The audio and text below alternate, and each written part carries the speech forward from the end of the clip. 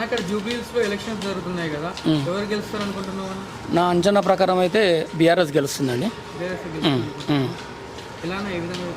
ఏ విధంగా అంటే మాగంటి గోపీనాథ్ గారు అకాల మరణంతో తీరని లోటు, కానీ అతను చేసిన 10 సంవత్సరాలలో అభివృద్ధి బాగుంది. మరి మూడోసారి కూడా అతనే గెలిచాడు. ఇప్పుడు కూడా మరి సునీతక్క గెలుస్తానని అనుకుంటున్నాను.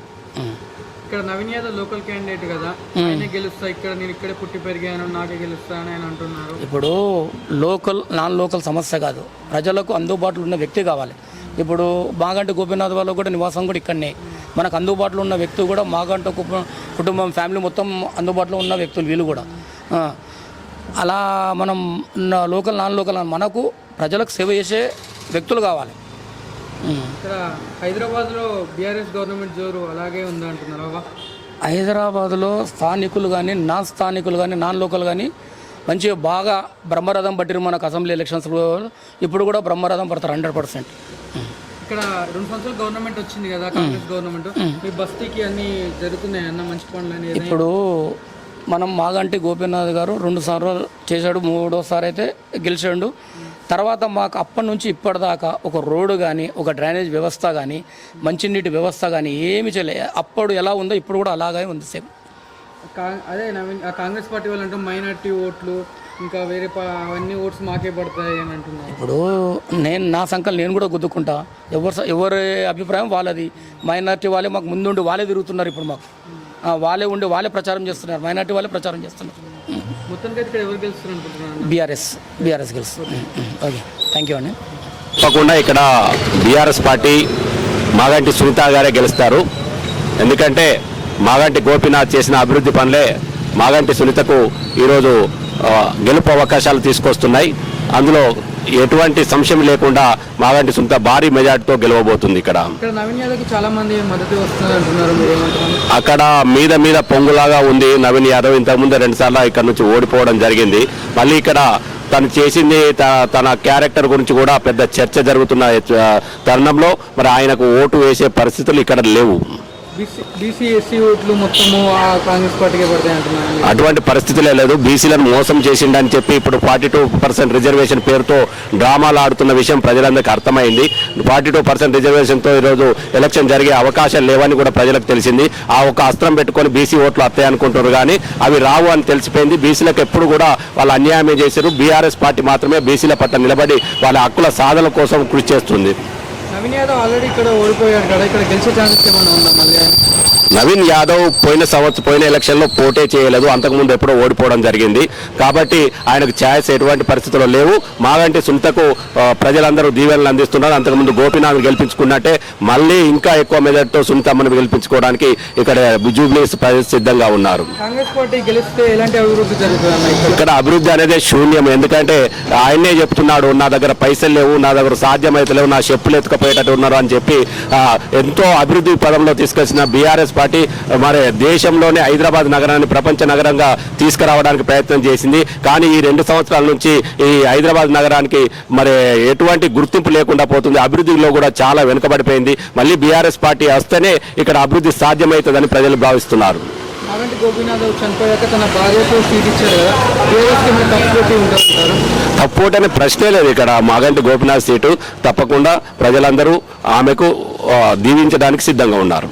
హైదరాబాద్లో బీఆర్ఎస్ ముందులాగానే ఉందని అంటారు. అప్పటిలాగానే ఉంది. ఇప్పుడు కూడా పోయిన జనరల్ ఎలక్షన్లో కూడా సంపూర్ణ మద్దతు ప్రకటించారు ఇక్కడ హైదరాబాద్ ప్రజలు. ఇప్పుడు కూడా బీఆర్ఎస్ పార్టీతోనే హైదరాబాద్ అభివృద్ధి చెందుతుందని భావిస్తున్నారు ప్రజలు. అదే స్ఫూర్తితోనే ఇప్పుడు గెలుపు కూడా సాధ్యమవుతుంది. బీఆర్ఎస్ పార్టీ అభ్యర్థి మాగంటి సునీత భారీ మెజార్టీతో గెలవబోతుంది. కేసీఆర్ గారి నాయకత్వంలో, కేటీఆర్ గారి నాయకత్వంలో బీఆర్ఎస్ పార్టీ సంపూర్ణ విజయం సాధిస్తుంది. ఇక్కడ జూబ్లీహిల్స్ కాన్స్టిట్యూన్సీ ఎలక్షన్ జరుగుతున్నాయి కదా, ఎవరు గెలుస్తారు అనుకుంటారన్న?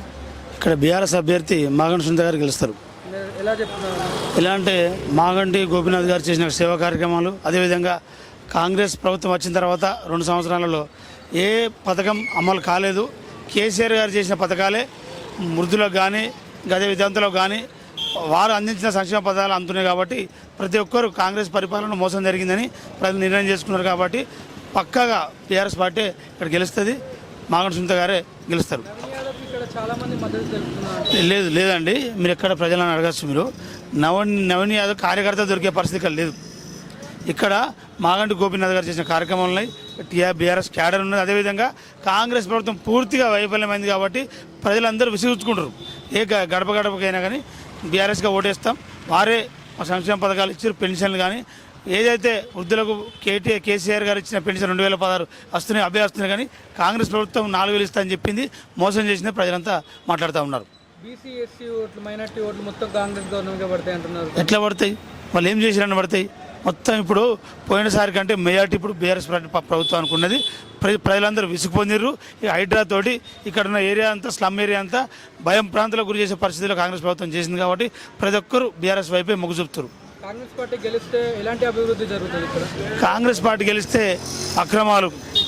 అక్రమాలకు హైడ్రాకు చేసి నిరుపేదల పొట్టగొట్టే విధంగా ఉంటుంది కాబట్టి ఎట్టి పరిస్థితిలో కాంగ్రెస్ ప్రభుత్వం వేస్తే ఇక్కడ అన్యాయం జరుగుతుంది, నిరుపేదలకు దోచుకుంటారు.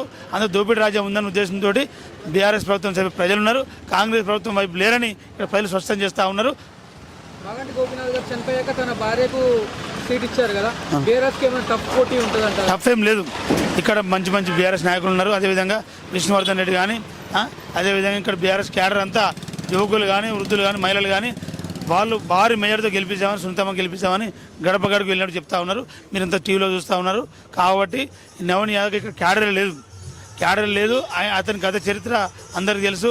ఆయన రౌడీ పరిపాలన వస్తే ఉద్యమం భయభ్రాంతులకు గురి చేస్తారని భయంతో ఉన్నారు. కాబట్టి పక్కగా బీఆర్ఎస్ పార్టీ గెలుస్తారని ఇక్కడ ప్రజలు. హైదరాబాద్లో బీఆర్ఎస్ హవా ముందులాగానే ఉందంటారా? ఇంకా ముందులాగా దానికంటే ఎక్కువ ఇప్పుడు క్యాడర్ పెరిగింది. ఎందుకంటే ఈ కాంగ్రెస్ ప్రభుత్వం మీద వచ్చిన వాళ్ళ అసమర్థ పాలన, మరి చేసిన పనులు ఈ 2 సంవత్సరాల్లో ప్రజలకు అర్థమైనాయి.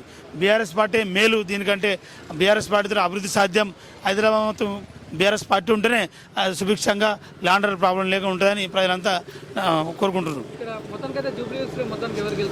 పక్కాగా మాగంటి సునీత గారు గెలుస్తారు, చూస్తారు మీరు. ప్రజలంతా బీఆర్ఎస్ వైపే ఉన్నారని ప్రజలంతా కోరుకుంటారు. యువకులు కానీ, మహిళలు కానీ వీళ్ళు కాంగ్రెస్ చేసింది ఏం లేదు. 22 నెలలు దోసుడు తప్పితే మిగతా కార్యక్రమాలు. హైడ్రా పేరుతో ఇక్కడ ఏ గల్లీకైనా కాంగ్రెస్ అంటే భయం పడే పరిస్థితిలో ఉన్నారు ప్రజలు. కాబట్టి జూబ్లీస్ ప్రజలంతా బీఆర్ఎస్ వైపే ఉన్నారు.